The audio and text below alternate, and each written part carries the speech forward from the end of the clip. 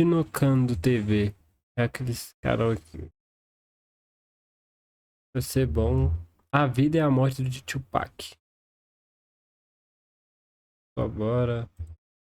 Muita qualidade.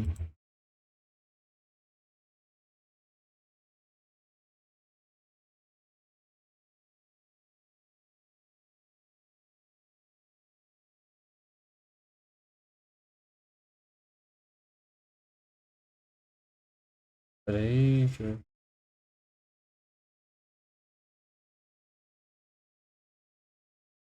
A noite do dia 7.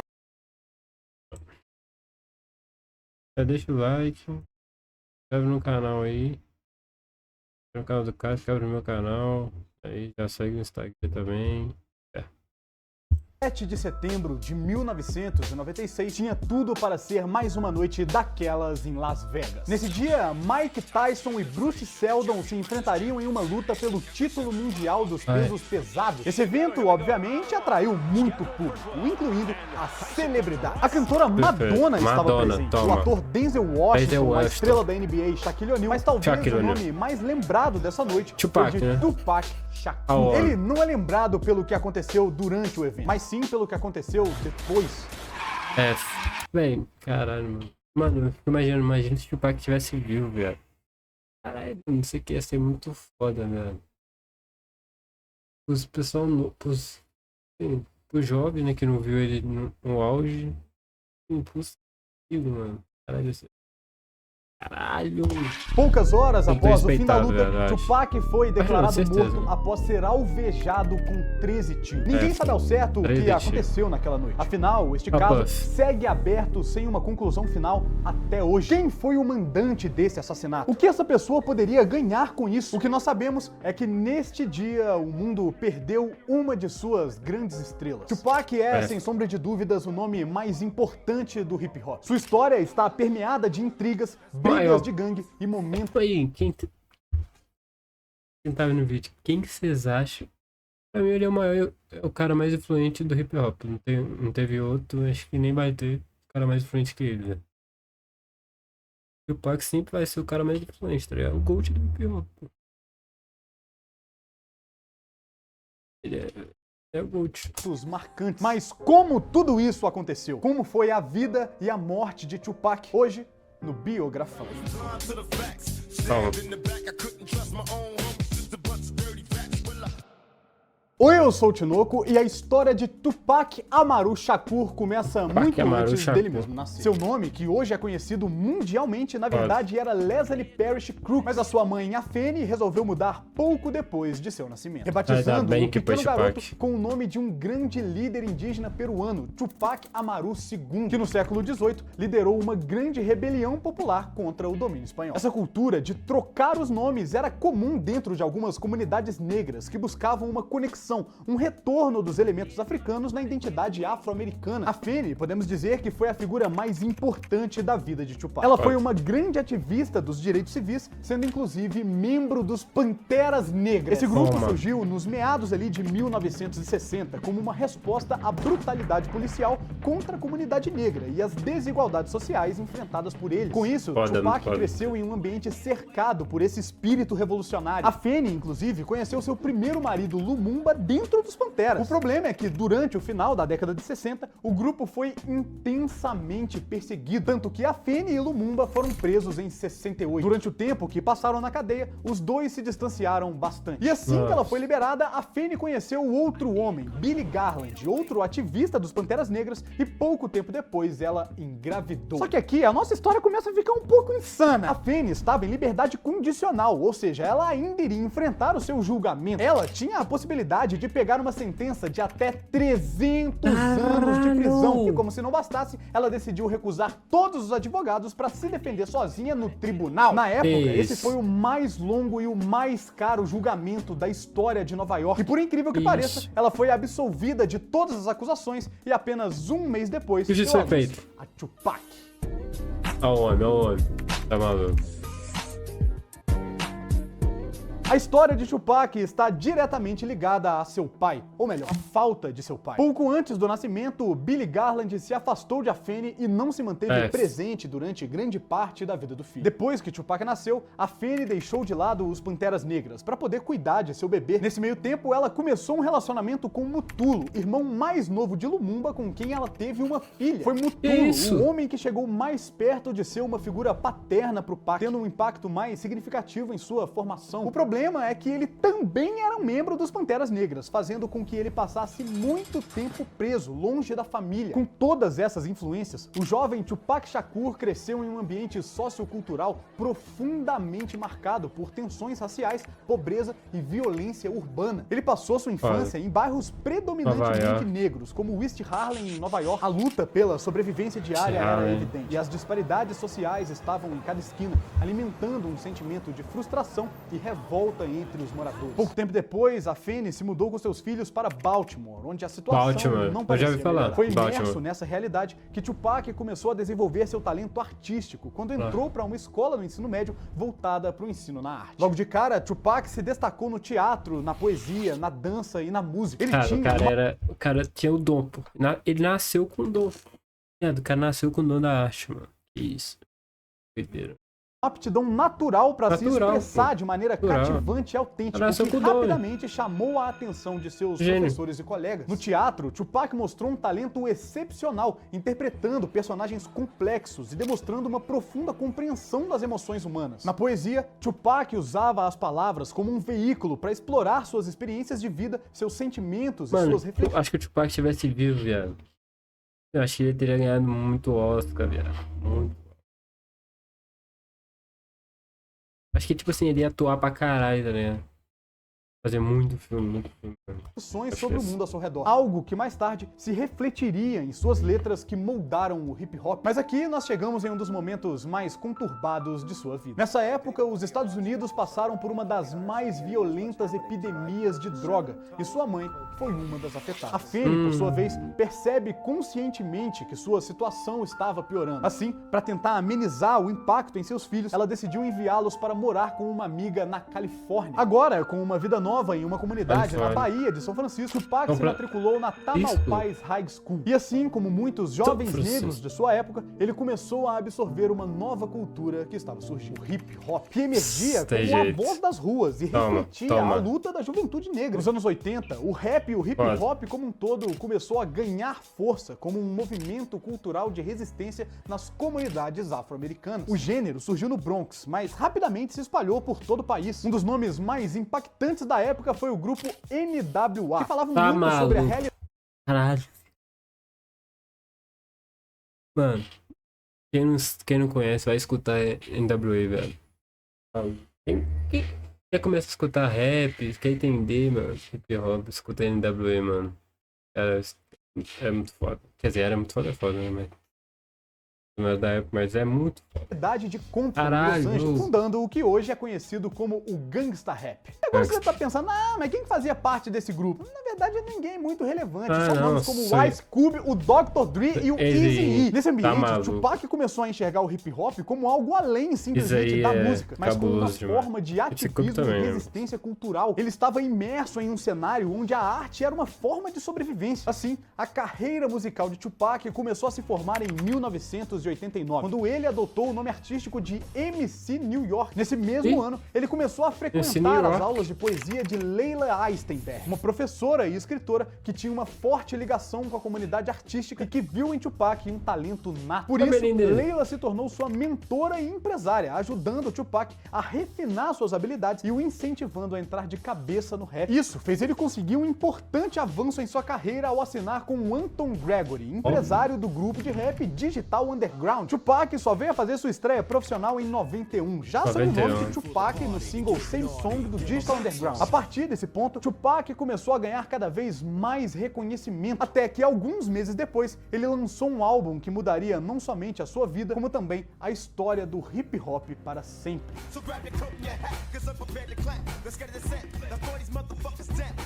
Tupacalypse Now é um marco na história do rap. Nesse álbum, Tupac não apenas contou sua própria história, mas mas também deu voz a pessoas de uma geração excluída que enfrentavam um sistema opressor. Ele aproveitou a oportunidade para falar sobre praticamente todos os assuntos que afligem a vida de um jovem periférico, indo desde o racismo e a violência policial até o contato com as drogas e a gravidez na adolescência. Todas essas críticas ao sistema fizeram Tupac começar a ser perseguidos por políticos, como o vice-presidente Dan Kyle, que condenou o álbum por glorificar a violência. Assim, né? Levando devido a proporções, é parecido Pose, pô. Só que, né? Levando devidas proporções. É parecido. Pose aí, Pose sofreu aí. Oruan também um pouco. Só que isso só deu mais holofote pra música, fazendo com que Tupac Now alcançasse a marca de mais de 500 mil cópias vendidas no status de disco de ouro. E obviamente o homem não parou, ele era uma máquina de escrever música. E logo no ano seguinte ele lançou mais um álbum, que eu peço aqui a liberdade poética pra falar o nome, Strictly for My Niggas. Esse álbum mostrou um Tupac ainda mais confiante e maduro em suas convicções, expandindo os temas sociopolíticos abordados no seu primeiro disco. Inclusive, é aqui que a N-word começa a se popularizar não como um xingamento, mas como uma palavra que se refere aos seus amigos e companheiros de luta dentro das comunidades negras. Esse álbum não apenas consolidou Tupac como uma força poderosa dentro do rap, mas também elevou seu status como uma figura politicamente engajada e um porta-voz das lutas das minorias urbanas. Sua habilidade de misturar a crítica social com o apelo comercial mostrou que ele não estava apenas criando música, mas também se estabelecendo como um líder cultural capaz de influenciar uma geração. Ele era tão talentoso artisticamente que Tupac resolveu tentar alguns bicos em filmes, chegando até a estrear em Hollywood. Mas talvez sua principal marca nesse ano tenha sido a formação do grupo Thug Life, que você já deve ter ouvido falar. Esse nome se tornou tão famoso que virou o significado de um estilo de vida. Essa vida louca de artista, de criminalidade, é resumida a essa expressão. Mas ela não significa apenas isso. Thug Life é a sigla que significa The Hate You Gives Little Infants Fuck Everybody, que pode ser traduzido como o ódio que você semeia para as crianças com todo mundo. Essa ideia reflete justamente a ideia que Tupac vem defendendo desde o primeiro álbum, de que a violência e a desigualdade que as crianças negras enfrentavam acabavam refletindo na própria sociedade, gerando um ciclo de opressão e revolta. Nesse meio tempo, Tupac também teve um relacionamento com a Madonna, que foi uma relação... Cara, isso é inacreditável, não? Cara, ele namorou a Madonna.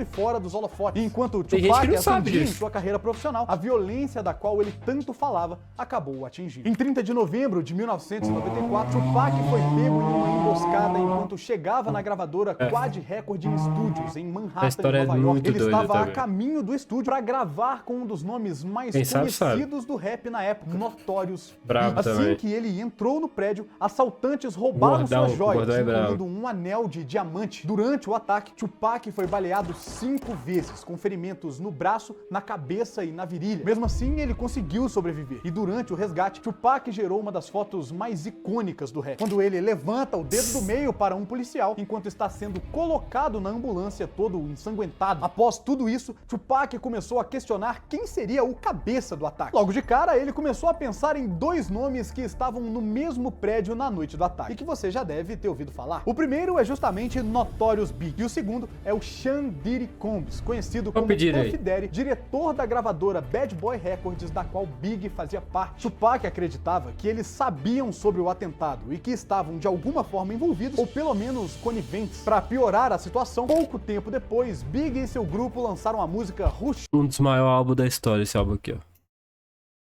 Para piorar a situação, pouco tempo depois. O maior álbum da história do rap. Cara, esse álbum é absurdo. Depois, Big e seu grupo lançaram a música E essa música é absurda também. Quem Atirou em Você, que muita gente interpretou como uma ameaça direta ao Tupac e deixou uma torta de climão gigante no meio da sala. O problema foi que essa tensão entre os 2 maiores rappers da época começou a extrapolar a barreira da música, se tornando algo bem maior do que todo mundo esperava. Esse clima foi o pontapé inicial para uma das maiores rivalidades da história do hip hop, a guerra entre a Costa Leste e a Costa Oeste. Perfeito. Aí começou, né? Tupac, Ice Cube, Dr. Dre e Snoop Dogg. Notorious B.I.G., P. Diddy e Mos Def. Não sei falar o nome deles.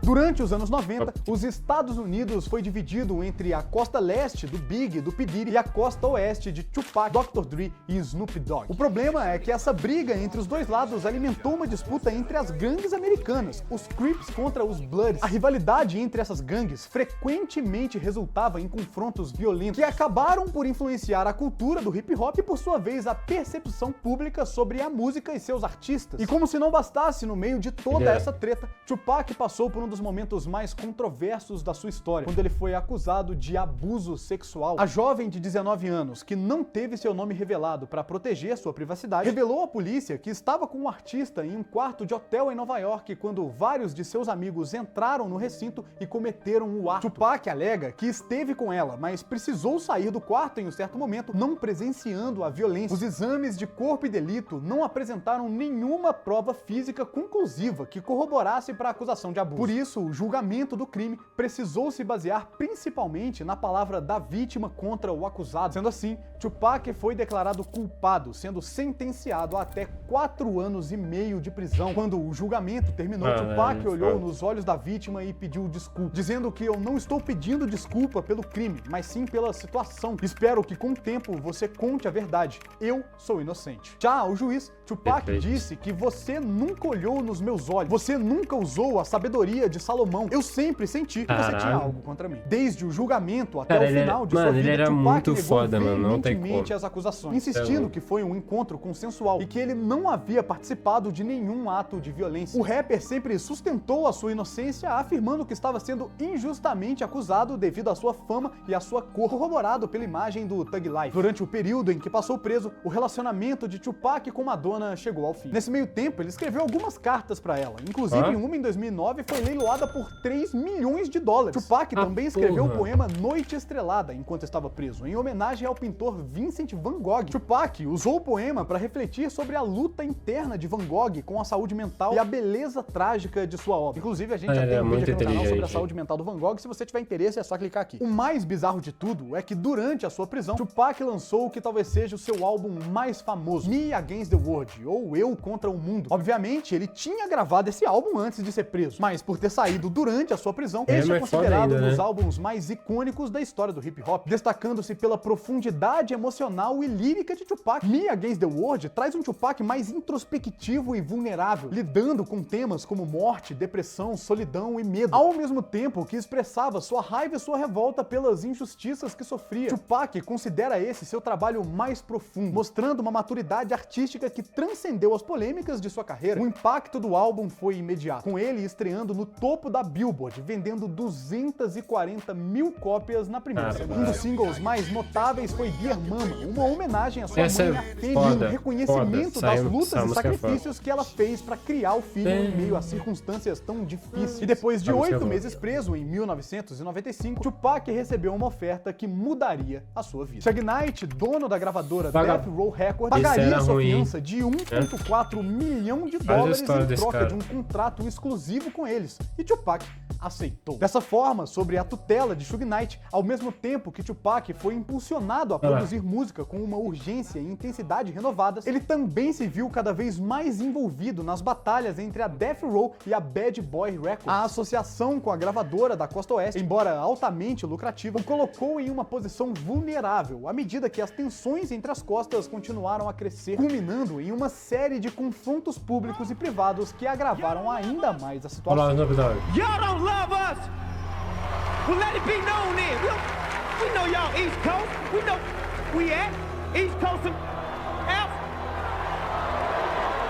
Nesse contexto, em fevereiro de 96, Tupac lançou seu quarto álbum de estúdio, All Eyes on Me, ou Todos os Olhos em Mim, que podemos dizer que é uma das maiores obras de arte da história. A produção desse álbum começou apenas poucas horas depois que Tupac foi liberado da prisão, quando ele foi direto pro estúdio e começou a trabalhar nas 27 faixas do álbum, concluindo em cerca de 2 semanas. A capa do álbum se tornou uma das mais icônicas, com Tupac fez 30 músicas em 2 semanas, mano.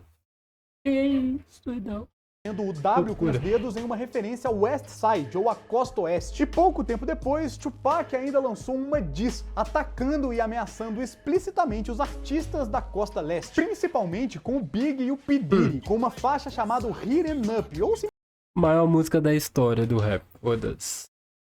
Caralho, essa música. E a maior diz da história também, né? Simplesmente mete bala neles. Diante dessa situação, quem começou a se mexer foi o P. Diddy. Ele sabia da aliança entre o Suge Knight e os Bloods. Assim, ele resolveu buscar apoio na gangue rival, os Crips. Com isso, a disputa entre Costa Leste e Costa Oeste passou a ter uma conexão direta com as gangues de rua, com a Hit 'em Up se tornando o símbolo desse confronto. O que ninguém esperava é que pouco tempo depois, o mundo iria parar.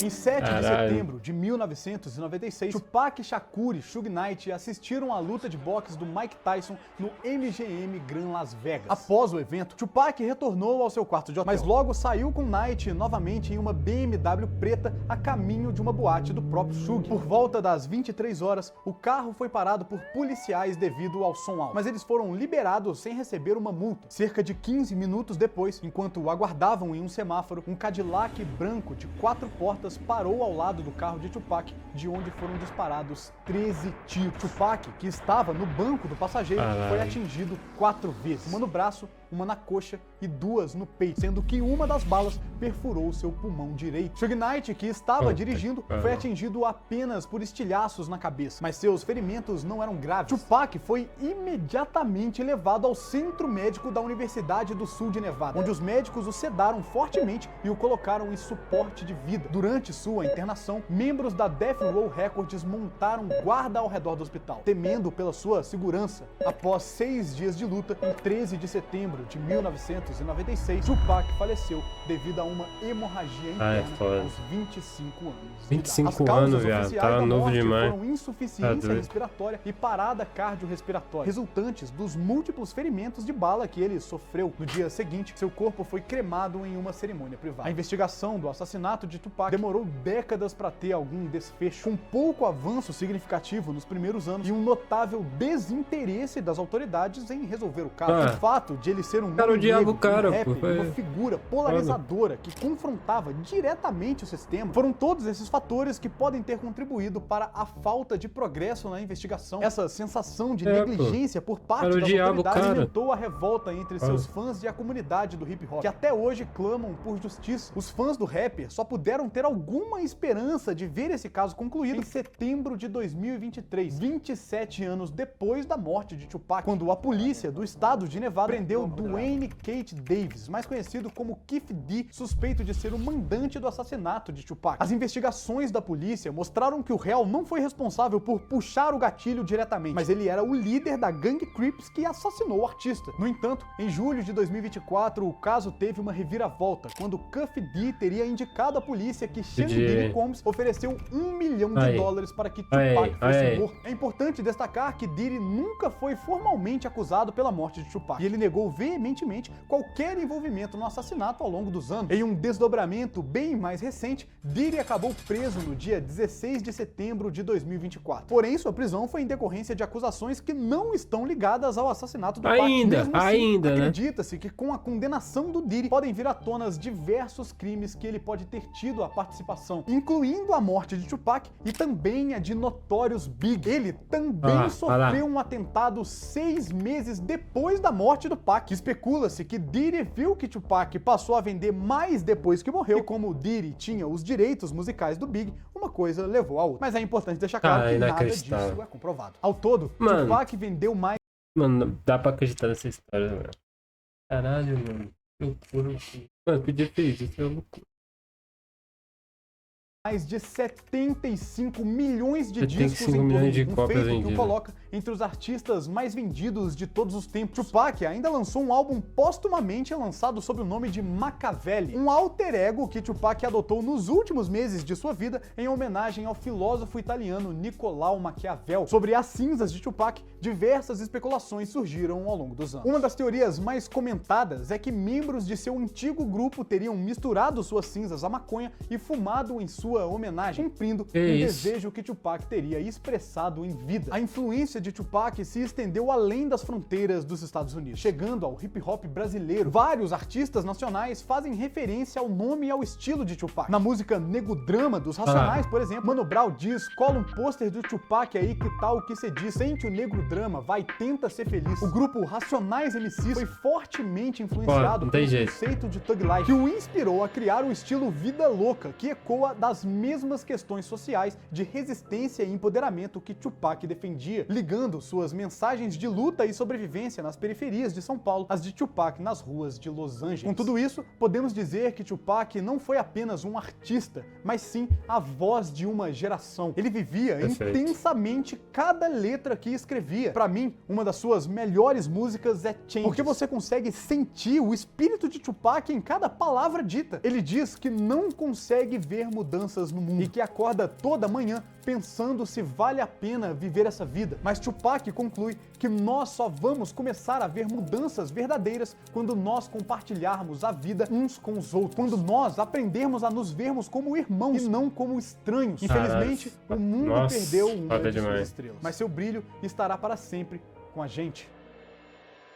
Tem jeito. Bom, esse foi o vídeo, eu espero que você tenha gostado. Produzir esse conteúdo dá um trabalho enorme, e se você tem interesse em ajudar a gente a continuar produzindo, você pode nos apoiar se tornando um membro aqui do canal. Com menos de R$2 por mês, você pode ganhar diversos benefícios. No mais, deixa o seu like, se inscreve no canal aqui embaixo e ative o sininho de notificações para não perder nenhum vídeo, nem nada que a gente posta. Aqui na descrição você também pode conhecer os nossos moletons que vocês pediram, e o podcast Assim Falou Tinoco agora está disponível aqui também no YouTube, no YouTube Music. É só você clicar na aba podcast e você vai ver lá todos os episódios do Assim Falou Tinoco disponíveis de graça para você poder ouvir. E aqui na descrição você também vai ter acesso às nossas listas na Amazon. A gente preparou uma especialmente para esse vídeo, mostrando ali diversos itens do Tupac, desde livros até discos e tudo mais, que eu tenho certeza que você vai curtir, então clica aqui na descrição e vai lá conferir. Se você curtiu esse conteúdo, eu tenho certeza que você também vai curtir esse vídeo aqui, um vídeo sobre Van Gogh. Será que ele era um gênio? Será que ele era louco? É só clicar nesse vídeo aqui para você descobrir. E nós também temos a nossa playlist do Biografando, só com vídeos nessa pegada que você pode assistir clicando aqui. Então é isso, muito obrigado pelo seu acesso e até o próximo vídeo. Valeu, falou, um grande abraço do Tinoco e lembre-se, a existência